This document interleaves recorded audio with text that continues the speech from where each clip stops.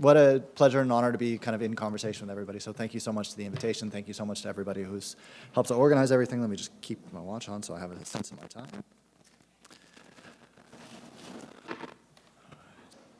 In November 2008, President Obama's electoral address invoked a phrase that would become a recurring theme throughout his presidency.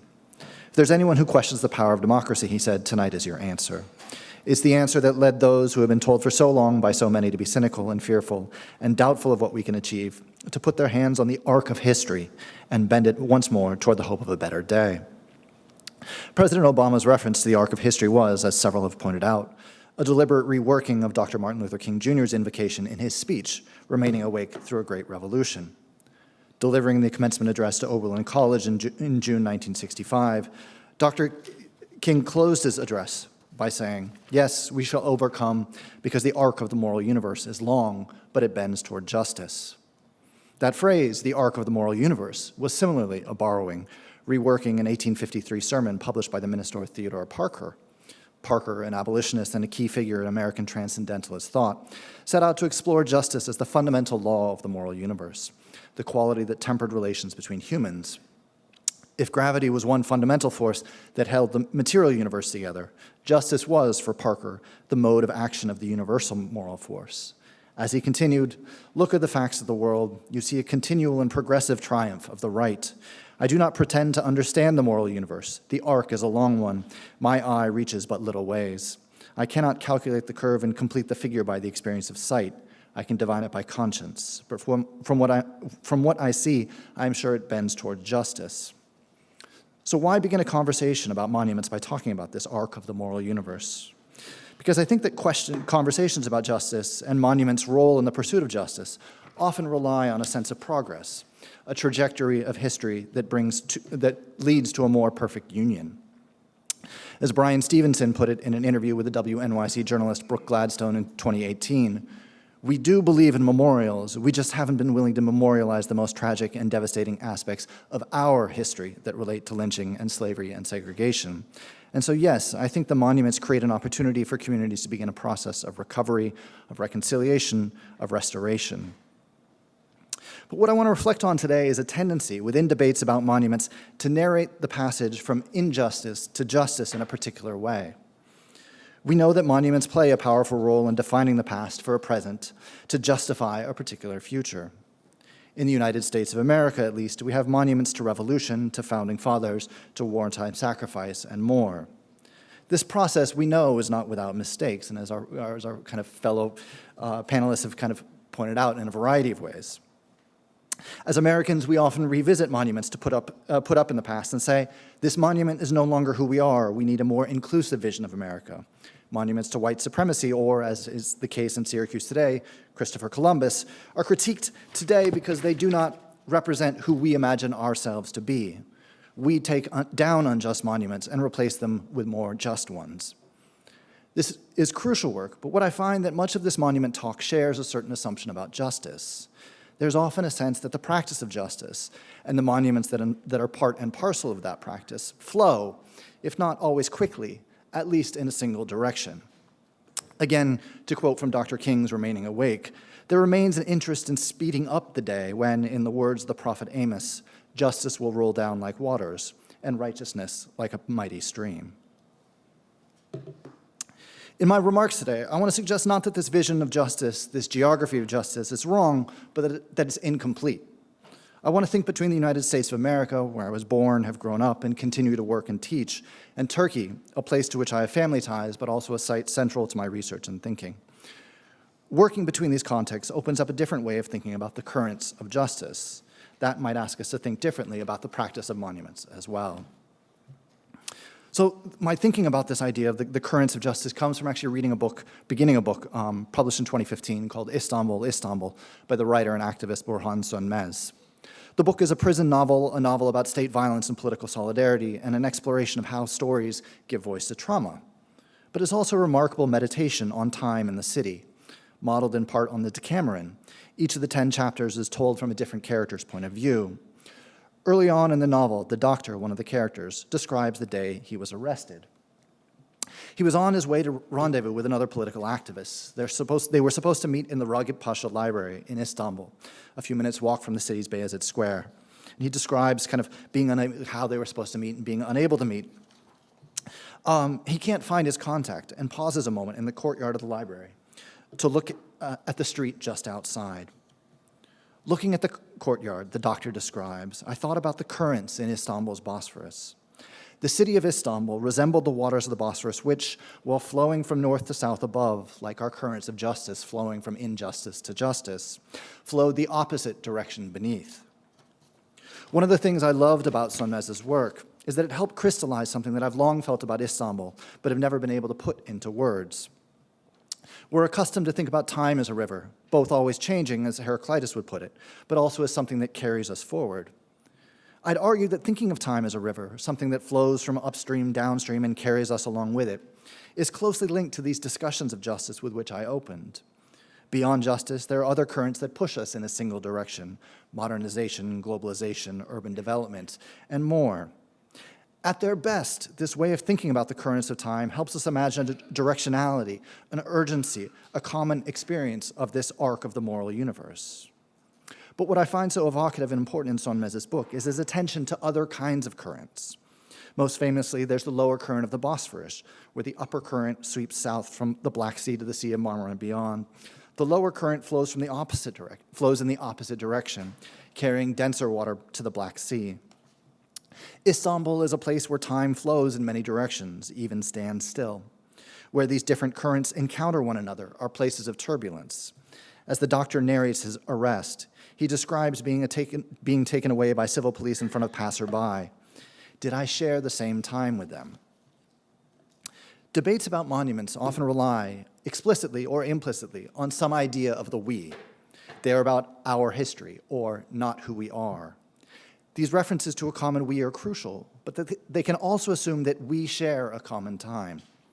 To return to the metaphor of time as a current, we're all standing in the same river and being swept in the same direction. What Sönmez asks us to think about, and what I want to develop in the remainder of my time today, is about the work of monuments that don't assume a common we, monuments whose very premise often challenges the taken-for-granted assumptions of public memory. Much of my research has been based in Turkey, a country whose monumental politics are inescapable. Turkey was founded in 1923, following more than a decade of catastrophic violence, genocide, and forced migration. The new state set about creating what Karen Till has called places of memory, sites that claim territory, redefine the boundaries of social, ethnic, and political belonging, and justify the new state's project of revolutionary reform and nation building. What this produced was a landscape where monuments, above all monuments to the country's first leader, Mustafa Kemal Atatürk, were tightly bound to a particular imagined community. To be commemorated through a monument was to be defined as a national subject, but only national subjects who shared this common experience of time and geography were able to be commemorated in the first place. Although Turkey's politics have changed in far-reaching ways over the past century, there are important continuities in the politics and practices of monuments. This is most visible in the landscape commemorating the resistance to the July 2016 coup attempt. This landscape is defined what I've called a memorial public, one that defines and maintains a particular hegemonic vision of whose history gets to matter where. One that has often sort of justified the current government's policies and politics.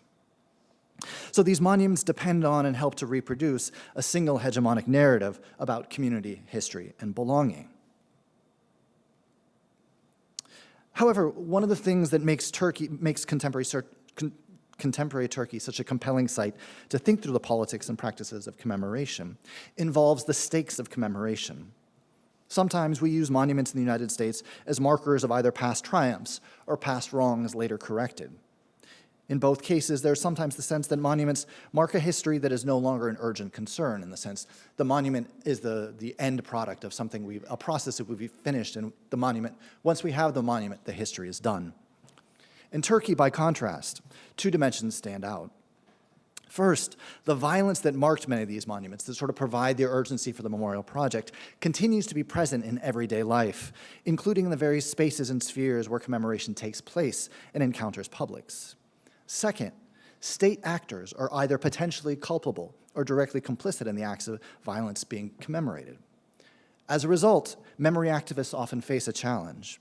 Should they work with the state to commemorate these acts of violence, but in the process also confirm the power of the state as the final arbiter of justice? Or should they engage in practices of commemoration that deliberately challenge the terms of the state itself? And here, actually, I'm thinking about the project on the University of Virginia's campus, the same kind of question of what does it mean to work with the university to do this kind of project? So in my remaining time, I want to briefly describe two cities of memory as a way of looking for different currents of justice. The first is the central Anatolian city of Sivas. In 1993, a group of writers, artists, and intellectuals gathered there for a cultural festival. Many were Alevi, a religious and social group defined by a different practice of Islam vis-a-vis Turkey's Sunni Muslim majority and its minoritized position. Some of the figures who joined the festival had been accused of insulting Islam, and their hotel, the Madamak Hotel, was surrounded and besieged by a mob. After throwing rocks and other materials through many of the windows, the mob eventually lit the hotel on fire, and 35 people were killed in the ensuing blaze. Speaking in the immediate aftermath, the writer and translator Aziz Nesin took the government to task. There's a state, I used to say. There's a state to believe in. Good, bad, doing right, doing bad. But there's a state. They'll absolutely stop this. They wouldn't concede this much, I used to think. I was wrong. Building a monument to the victims of Madamak has been and continues to be an incredibly fraught project. Today, the hotel has been transformed into a state-run Center for Science and Culture, what you see in the bottom right. There is, however, a dedicated memory corner within the building. However, as the scholar Eray Çaylı has pointed out in a brilliant book about the violence of commemoration, the state-approved commemoration crucially elides the distinction between victim and perpetrator.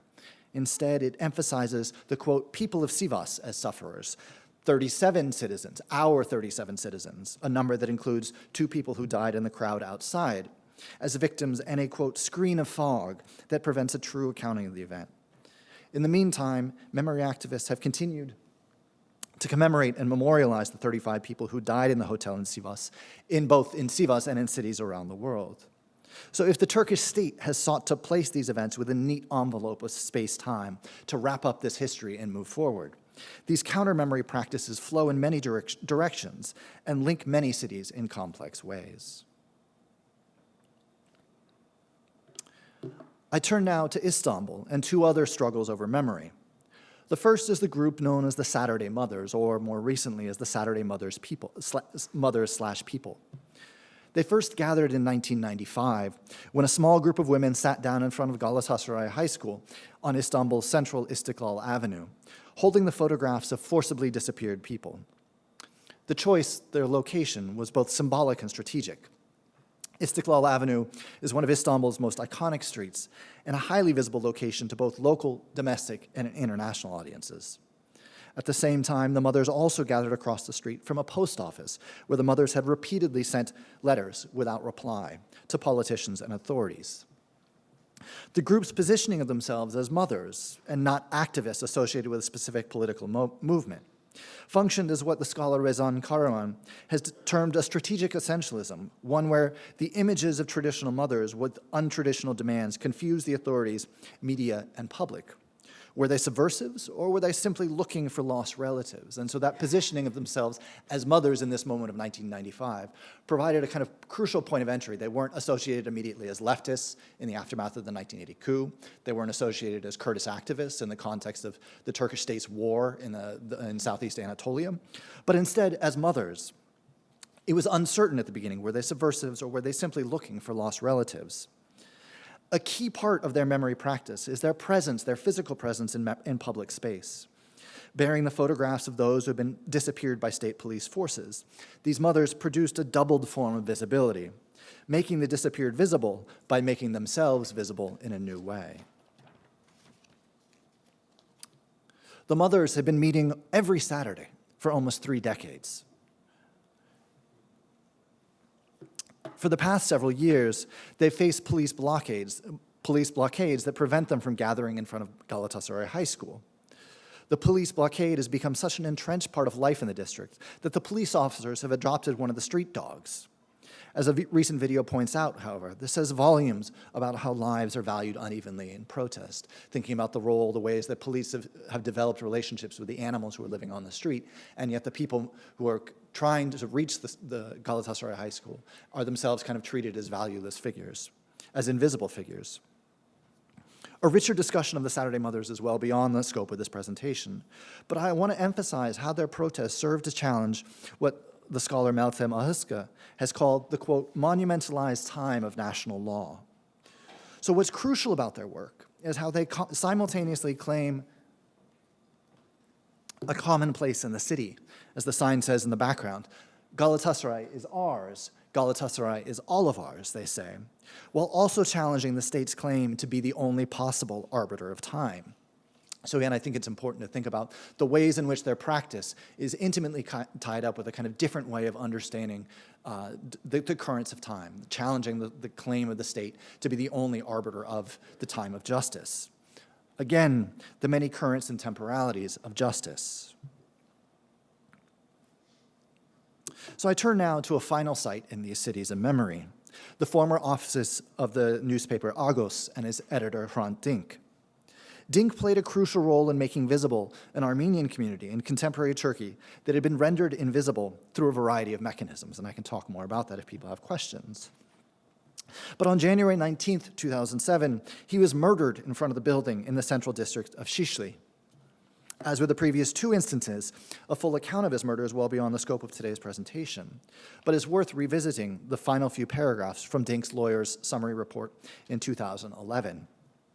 Quote, and this is a longer quote, "The murder of Hrant Dink is not the result of an agitation of a few young people, but a murder rooted in a systematic hostility that has been fed and fueled for more than a century. This murder constitutes one of the latest examples of the tradition of political murders used as a method by the state to dispose of its enemies, intimidate its dissidents, and discipline its society. This murder was facilitated and committed as a result of a consensus between some institutions of the state which appear to be in conflict on some matters by planning the preliminary and subsequent phases of the murder, and the real perpetrators of this murder are being hidden and excluded from the trial, again on the basis of the same consensus. The decision-making processes, preparations, and trial methods of this court case do not make it any different from similar cases.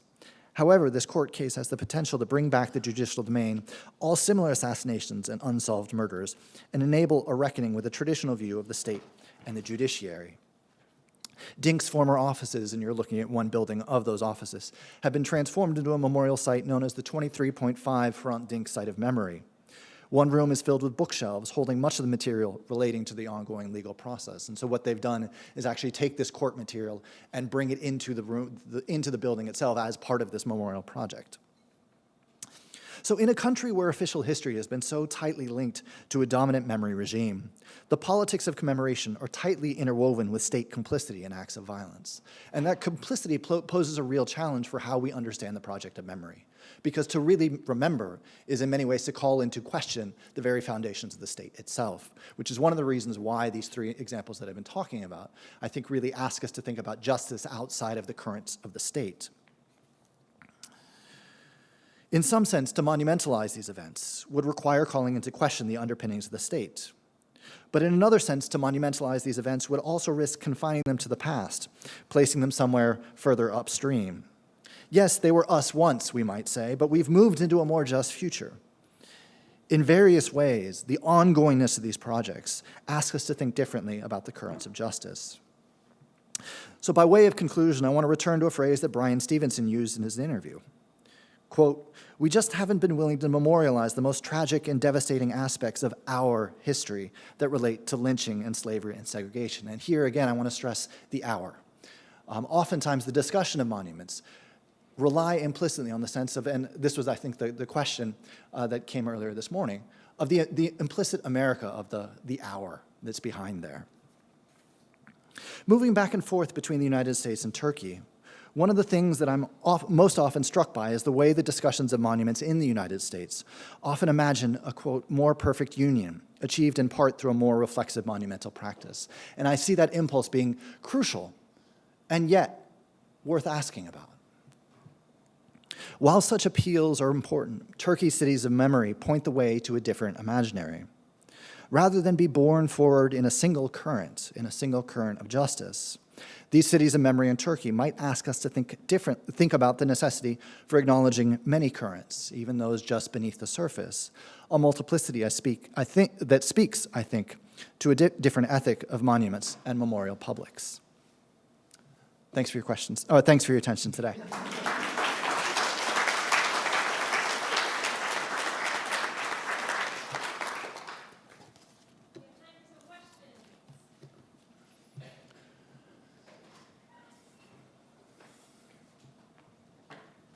Can we go back to your discussion of time and narrative? I think there's something in the act of memorialization that can also be sort of a period put by, let's say, the state on a contested, on a contested sort of period of violence, right?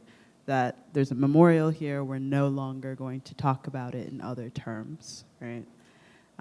So I'd be curious to think about, from your perspective, how you see the state reworking time, as if to say, we are going to eliminate all other streams and perspectives. We're going to eliminate even a continuity in order to move beyond perhaps the political organizing power that recognizing a continuous stream of violence can give. Yeah, thanks for that. So, I mean, just a quick sort of step back, like one of the things that I think has been really, like I was born in 1982, I grew up in Los Angeles, and the reason that I think like, you know, my generation of like me growing up and like my sort of political awareness and where that comes from, I think is sort of a dawning awareness of thinking about sort of this generation of America, like what is the future, like what is the direction that America is going? And so that kind of question, reflecting on time and the role that monuments play. Undertaking this leads me to like, I started doing field work in Turkey between 2011 and 2013, and then I've continued to be doing that work, thinking about memory, thinking about monuments and memorialization in conversation with a question of Black Lives Matter in the States, and thinking about these common questions about time. And so I think your point is absolutely right that often the state thinks about time and monuments as sort of putting a period on violence. Like there's a sense of, as a geographer, Sarah Safransky's put, there's a sort of grammar of reckoning, is the phrase that she uses in this really brilliant essay. And the state tries to give us a grammar to kind of speak things.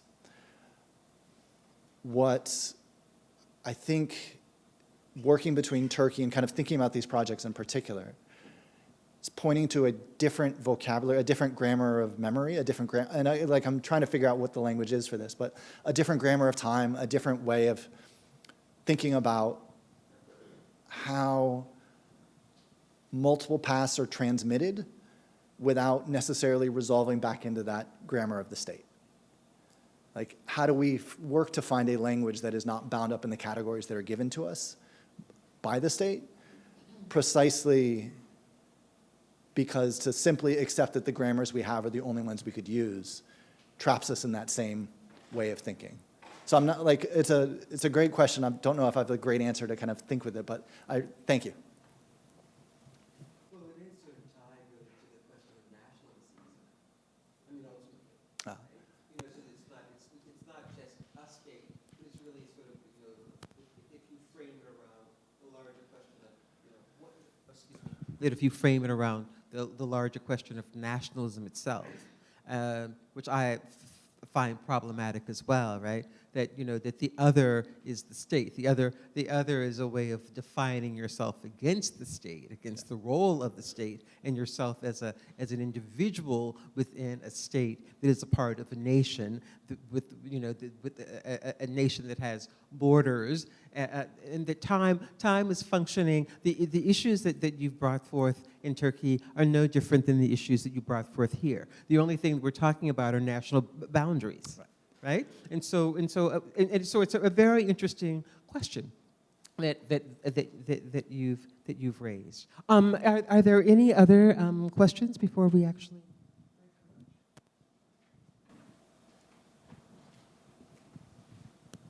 Kind of as a an extension of that question by way of how you were responding to it. Outside of the issue, outside of the state, so deeds, acts, and their acknowledgement seems to be a part of what's at stake. And in incorporation, to talk about the idea of time, moving in one with the idea of these undercurrents or eddies that are different, if not moving in the opposite direction, right? So to say things have happened, but were they ever acknowledged, or their capacity to be incorporated into a narrative, can the state make itself vulnerable, I guess is my basic question. So the real question is, have you thought about things like truth and reconciliation gestures as part of that model? Yeah, it's a great, I will say that the presentation today really builds on like a huge tradition of scholarship in Turkey, that thinking about these questions of truth and reconciliation as it comes to Turkey. I was thinking South America. Yeah. Also, right, with the mothers and disappeared. Yeah.